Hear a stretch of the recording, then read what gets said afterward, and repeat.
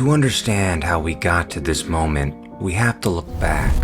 Long before prime time, there was a man named Howard Stern. Offensive, tasteless, abrasive, and that's Howard Stern on his good days. In the 1990s, Howard Stern dominated radio.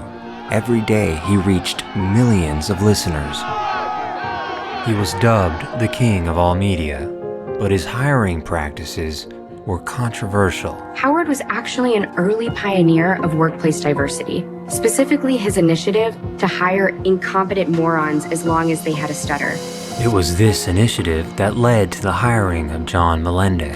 He came into the office and said, "Howard, I'm interviewing this intern, he stutters." And Howard just stopped what he was doing cold and looked at me in total seriousness and said, "Hire him." And I said, "I haven't even met him yet." He said, "Hire him." John was more than unqualified, but not everything was as it seemed. I've studied John for years. And it became clear after a while that he didn't have a stutter after all. He was just kind of dumb. That's right. John had a secret, one far more sinister than anyone imagined. Because if the stutter was fake, it meant something else was going on. And so people began to question John, like his claim that he graduated from NYU. But did he really?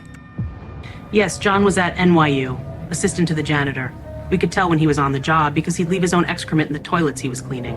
Despite all of his time at NYU cleaning bathrooms, there was no record of him ever achieving a degree. So how does a man without a stutter, and without a single qualification to his name, gain access to Howard's inner sanctum? It was a conspiracy, plain and simple. Howard knew all along. He had his hand in everybody's marbles. Whether there was a conspiracy or not remains unclear.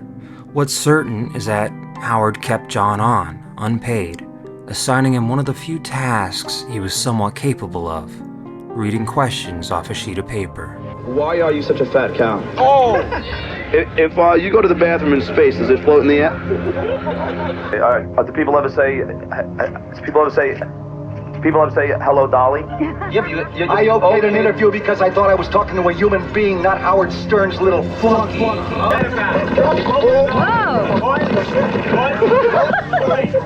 The question is debated to this day. Was he an idiot with a real speech disorder, or just an idiot who couldn't talk real good? Either way, from that moment on, he'd be known as Stuttering John, and his future would bring him here.